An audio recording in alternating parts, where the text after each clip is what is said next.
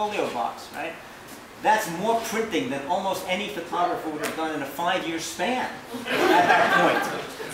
Even photographers who were selling well would probably not have sold 200 prints in 4 or 5 years. So people were printing more of their work as a result of the limited edition idea, I think, than they were before that. And they were making identical prints instead of making what you might think of as variant performances of their negatives, which was the older method of keeping an open edition. So yeah, I think it's a bad idea that came in from the graphic arts collecting, right? That's right. And I think in some ways and it's always bothered me because I think it disregards the working methods of photography. Thank you. And I have always been in favor of the work of whatever the artist says is the working method is the working method. That this should not be dictated by the market. And I said this in '71, and I say it 40 years later. And that always disturbed me because it devalued the idea of the photographer coming back to a negative 5, 10, 20 years later. Like Bill Brandt, the way he totally reinterpreted right, it. and rethinking that image or finding an image that he or she had never been able to print before and printing it anew, right? But that's a whole other discussion. And I always hated the idea of limiting because that's antithetical to the whole idea of photography, which is you have a negative and you can make as many copies as you want. Yeah. And I hated the preciousness of it. It was, you know, well, it was like the rest of the art, which is mainly boring and crappy. And, you know, to do the same thing with photography makes it boring and crappy, which a lot of it is now. Yeah, but Mark's right. This was one of the hot debates in photography circles at that time, and I'm sure there were panels not only here. I was on. They didn't want to even see you. I was on multiple panels for that. You know, is photography an art? You know, take me out and shoot me. You know, is writing an art? No, writing's not an art. It's a craft. It's a medium. You know, photography's not an art. You heard it here. Okay. Some photographers are poets, right? And some photographers are journalists, right? But photography is not an art. Painting is not an art. If an artist makes it, it's a medium, it's right? An art. If it's produced with the concerns of the poet, then it's poetry. If it's concerned with the concerns of making your shopping list, it's not poetry. So that was one debate, and another one. And I should bring this up because I think that this other debate probably was more crucial to Soho Photo. There was this at the time this absolute divide between the street photographers, photojournalists, documentary photographers, and the artsy-fartsy guys. Oh yeah. Right? And this was absolute, and they often would not even speak to each other. Right? It was such a schism, right, in the field that it was funny as an outsider. It was funny to watch because I thought there was great work being done on both sides of this divide. But I can remember bitter public and private arguments with people about, well, that's just not photography. Jerry Ullsman stuff, that's not photography. Or this photojournalism stuff, that's not creative, you know, and so on. And I'm sure that happened here because my recollection is that a lot of the people who started Soho Photo were more on more on the sort of photojournalistic documentary. Fred McDarrow was involved, right? Well, Fred dropped out immediately. He did. Because he didn't want to be part of what he considered an amateur fiasco. He dropped out immediately. Okay. Fred McDarrow, he was the photographer for the Village Voice for decades and decades. But I gotta say that I think that's what the beauty of Soho was that it really there was no choice. Again, it was there was no organization of deciding who or what.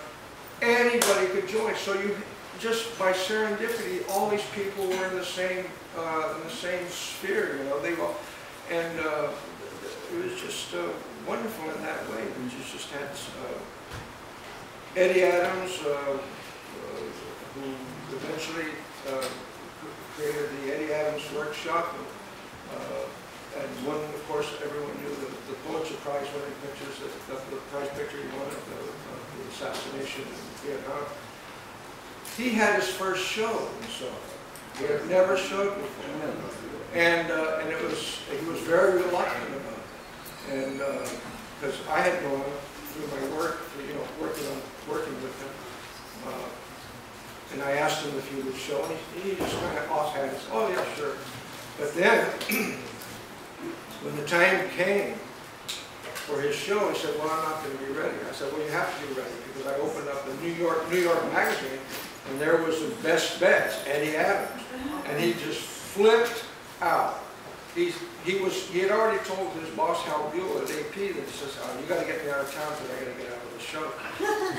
He came in the morning to hang his show, and I remember he had an abscessed tooth, he was throbbing, he says he had been up all night printing. He printed his show in one night.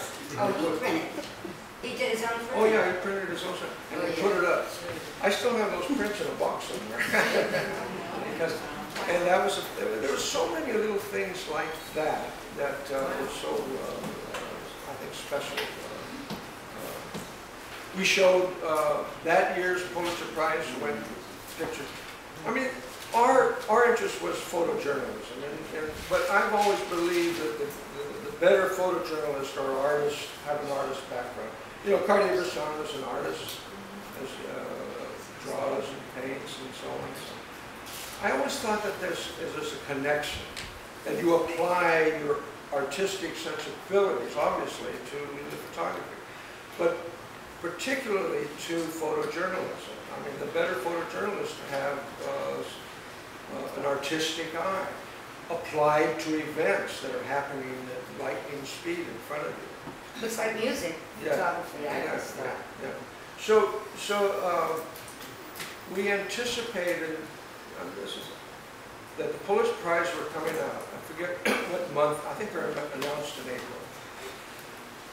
And I had two friends in the lab at AP, and I said, can you get me a hold of Michel Laurent, Horst Foss pictures from the people being tortured and killed in Dhaka. It was a very intense set of photos. And I had just met Michel through John Morris, and he was talking about how he felt that the presence of a photographer was why this event was going, while these guys were being tortured, because photographers were present. And he backed off, and then he realized that if he didn't take pictures, he was sickened by it. You can't help but being sickened by it. Being witness to people being tortured or killed and all of these things. And he backed off, and then he went back because he says, if I don't take pictures, then the world's not going to know that this is going on. And he went, he came to New York, he was distraught. I met him up at John Morris's and Michel Laurent. He was the last journalist killed in Vietnam. He went back to Paris, he got married, he had a child, and he said, I'm never going to cover war or those kinds of events again. And the AP said, Saigon is falling, we need you there. When he went, and there's actually video of him, his Jeep being blown up on a landmine. So the point is that there was just no doubt in my mind that those were going to. So those pictures were on the wall of Soho when the Pulitzers were announced. I remember that. There's something very wrong with torturers posing and smiling for the camera while they're killing people. I remember how that always bothered me. Yeah, well, that's a big problem. Very annoying. The other thing I wondered is Eddie Adams' Pulitzer picture. Standing right next to him, having the exact same frame, was a TV cameraman. Because they have the movie footage of it. So how does he get a Pulitzer of the same picture that someone next to him got too? Well, Pulitzer, that's another whole thing. I mean, I don't get that. That's why, I'm going to say that's why I never really liked the idea of committees reviewing portfolios to see who could be in. It's the same thing with contest. You know, because you could have a contest. You could have like a 3 or 4, you know, photographic experts come in and review the pictures on the wall and pick first, second, and third place. You could take 5 more experts come in, and the results would be completely different.